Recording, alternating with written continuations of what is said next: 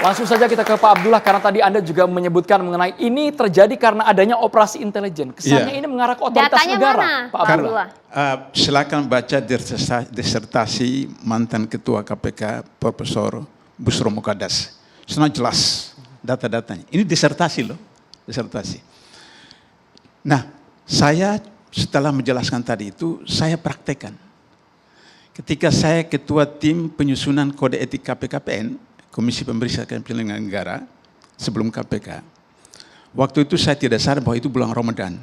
Waktu siang hari tidak disediakan makan. Saya tanya kenapa tidak disediakan makan? Ini bulan Ramadan Pak. Ya tapi ada anggota saya yang bukan Islam. Saya katakan saya tidak akan lanjutkan rapat sebelum dicari makan untuk mereka makan. Itu saya lakukan. Dan dicari makanan nggak tahu dari mana mereka makan. Sudah itu baru lanjutkan. Di KPK, saya 8 tahun di KPK. Ketika salat Jumat, saya beritahu kepada Biro SDM, undang pendeta datang untuk memberikan ceramah rohani kepada yang bukan beragama Islam. Nah, kenapa demikian? Karena proses pendidikan itu yang mengakibatkan orang paham atau tidak. Proses pendidikan juga mengakibatkan orang itu bisa jujur atau tidak. Dari 1.300 orang yang ditangkap KPK, Ustaz, dari 2004 sampai sekarang, 86% itu sarjana. Ada S1, ada S2, ada S3, ada profesor, guru besar. Berarti secara statistik, pendidikan nasional kita melahirkan koruptor. Kenapa? Tadi dikatakan Saudara Egy, karena pendidikan kita itu sekuler, memisahkan antara persoalan uhrawi dan persoalan muamalah. Padahal Islam itu totalitas. Ya ayyuhalladzina amanu duhu fi silmi kafa wala tabi'atu syaitan innahu lakum aduwwun mubin. Orang-orang beriman maksudnya Islam secara totalitas. Tidak boleh parsial-parsial. Karena parsial itulah kemudian masuk unsur intelijen untuk kemudian memilah-milahkan. Sehingga akhirnya kemudian kelompok A, kelompok B. Saya waktu di HMI dengan teman-teman PMI, kalau misalnya salat subuh, saya diminta jadi imam, saya tidak kunut, mereka ikut aja. Sebaliknya ketika mereka imam, mereka kunut, saya ikut saja seperti. Karena saling memahami. Saling memahami itu adalah bahwa kenapa dia begitu ada dasarnya. Ketika kita dasar hukumnya, kemudian kita ikuti. Asal ada nasnya. Saya belajar dari Bu Hamka mengajarkan kepada saya bahwa kalau Anda lihat pameran lukisan abstrak, ditanya, mengerti enggak? Enggak ngerti lukisan. Tapi laku malah mahal. Jadi maksud Pak Abdullah ada kaum elit, ada tangan kaum elit yang bermain untuk menggerakkan isu-isu yang sensitif yang mengarah ke intoleran itu. Coba Anda lihat, Harun Masiku itu sudah 3 tahun. 3 tahun lebih. Ya? Iya, 3 tahun lebih. Si Nazarudin itu bendahara partai berkuasa waktu itu. Anggota DPR. Lari ke Singapura, kemudian ke Malaysia, kemudian Cina, terus terakhir di Kolombia.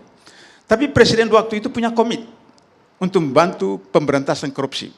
Maka dia perintahkan Polri untuk bersama-sama KPK mengejar sampai di Kolombia, ditangkap. 4 bulan. Dia partai berkuasa waktu itu. Hari ini Harun Masiku, tidak kita kenal dia siapa. Di partai juga tidak.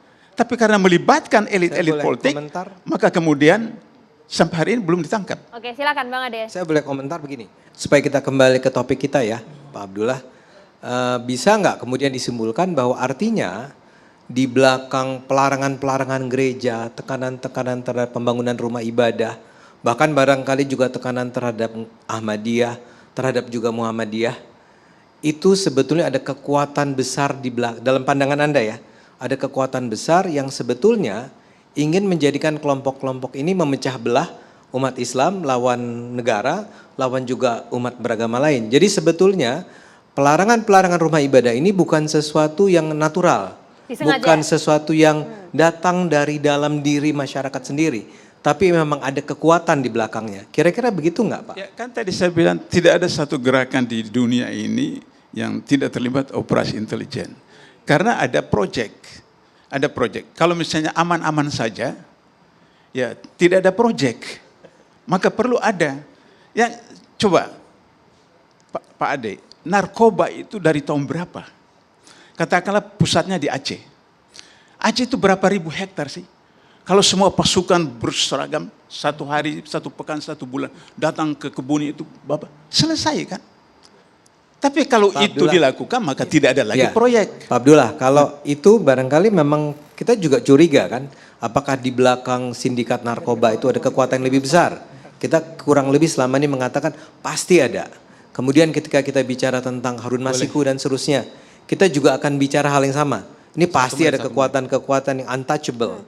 Buat saya yang baru dari analisisnya Pak Abdullah adalah bahkan juga penindasan, pelarangan gereja, Ahmadiyah, Syiah, jadi konflik-konflik agama di Indonesia ini menurut Pak Abdullah juga di belakangnya ada sebuah kekuatan yang memang ingin agar Indonesia ini terpecah belah. Buat saya ini sebuah pandangan yang baru sama sekali buat saya, dan buat saya ini apa ya, saya mau bilang jenius gitu, brilian gitu. Pemikiran yang sehingga saya bisa mengatakan bahwa wahai mereka yang melarang rumah ibadah, yang beramai-ramai di Cilegon di segala macam, Anda harus tahu loh bahwa di belakang Anda itu ada pihak-pihak yang akan diuntungkan kalau Anda terus-menerus melakukan penindasan terhadap umat Kristen. Atau barangkali di daerah lain umat Kristen terhadap umat Islam. Boleh 1 menit. Seperti juga dulu di Ambon barangkali Pak ya. Oh iya, kalau di Ambon itu jelas saya tahu siapa yang otaknya itu. Kita bersaudara Muslim Kristen, hubungan pela. Tiba-tiba kemudian terjadi itu saling berbunuh-bunuhan seperti itu. Karena ada operasi intelijen seperti itu. Jadi Pak Ade bisa datang ke Google, baca buku saya, Membedah Keberagaman Umat Islam di Indonesia menuju Masa Modern. Di situ saya jelaskan ada 1.500 halaman.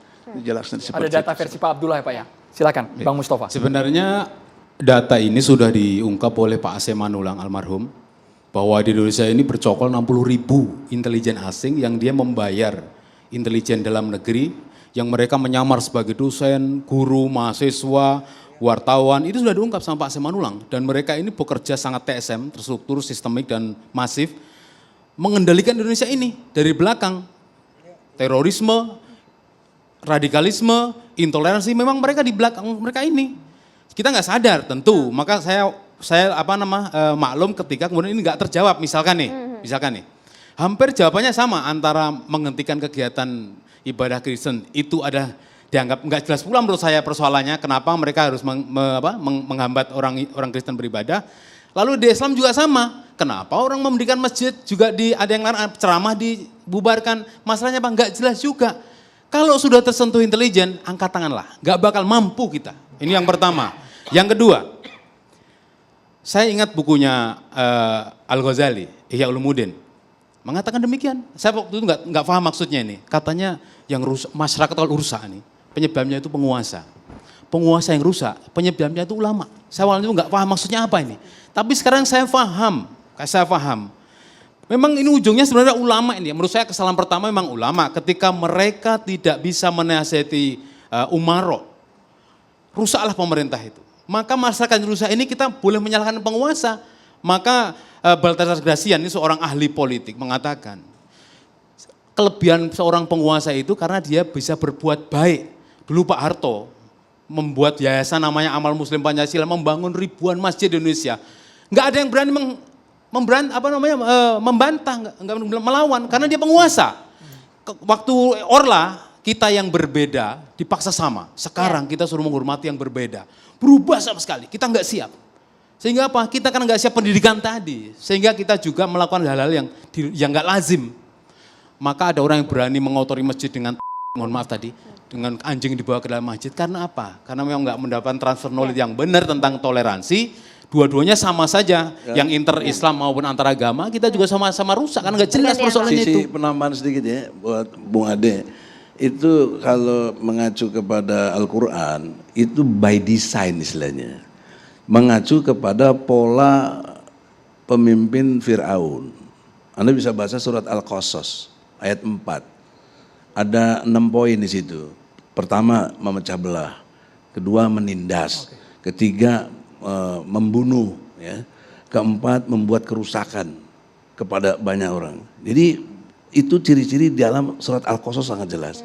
Dan di ayat surat Al-Qasas juga ayat 39, Fir'aun beserta bala tentaranya berlaku sombong. Nah, kita lihatlah sekarang. Ya. Dan juga ada, saya mau kembali ke Bang Dul juga, itu kita masih ada tidak mengurangi hormat ya dengan BNPT itu. Bagaimana kok masih ada satu badan yang mengelola tentang terorisme. Jadi kan seolah-olah ini jelas desain gitu loh. dan Jelas untuk ada saya. anggarannya untuk itu. Nggak mungkin nggak didesain. Jelas untuk Bang Egy. Untuk Anda sepakat? Jadi saya pikir jelas ya, kita butuh sosok tegas 2024 dan kalau Pak Prabowo jadi presiden. Bang, ini bukan ranah kampanye. Intoleransi, Saya stop sampai di sana. Terima kasih. Saya stop sampai di sana. Baik, Oke. Bang Dendi, closing statement singkat saja Bang. Saya kira kita kembali saja kepada rumus bahwa bernegara kita ini Bhinneka Tunggal Ika, berbeda-beda tapi satu gitu ya. Asas dasar negara kita Pancasila, kembali kepada keyakinan agama kita masing-masing. Saya beragama Islam, yang non-Muslim pakai keyakinan agama masing-masing. Saya yakin apapun konspirasi jahat, apapun konspirasi atau keinginan kejahatan yang ada dalam diri akan bisa intoleransi itu tidak akan terjadi atau bisa dipersempit, diperkecil di Republik kita. Saya Terima kira kasih itu. banyak Bapak-Bapak. Kita kembali sesaat lagi hanya di catatan demokrasi pemirsa. Tetap bersama kami.